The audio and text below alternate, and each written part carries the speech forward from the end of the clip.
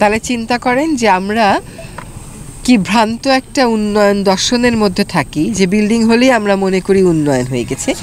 এইটা আপনি কয়টা স্থাপনার কথা বলেছেন? শতাধিক। আপনি যদি ঢাকার বুড়িগঙ্গার কথা বলেন, সেখানে 2000-এর উপরও পাকা স্থাপনা ভাঙা হয়েছে। যদি ভাঙতে চাইলে ভাঙা যায়।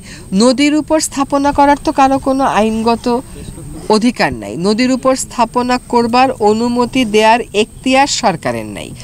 আপনি বলবেন প্রভাবশালী ক্ষমতাশালী ব্যক্তিরা এখানে স্থাপনা করেছে সরকারের অনুমোদনে, না তাদের এখানে স্থাপনা করার কোনো সুযোগ আছে, না সরকারের ক্ষমতা আছে তাদেরকে এই স্থাপনাগুলো করতে দেওয়ার।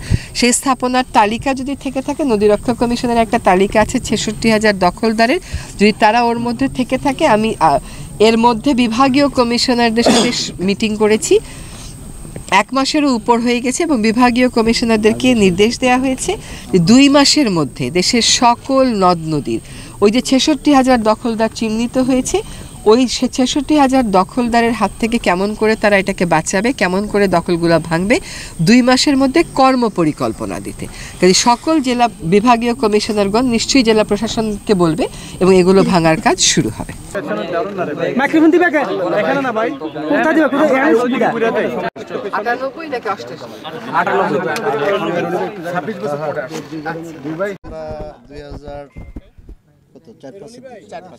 শুরু করে কতদিনে শেষ করে এটা নতুন শর্তপোক্ত হবে নাকি না? আমরা কবে করেছিলাম এমব্যাঙ্কমেন্টটা? এইটা স্যার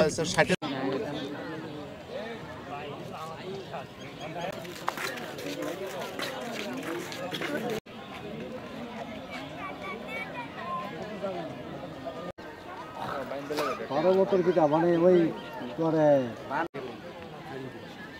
আবার আগাম মাটি দিতে না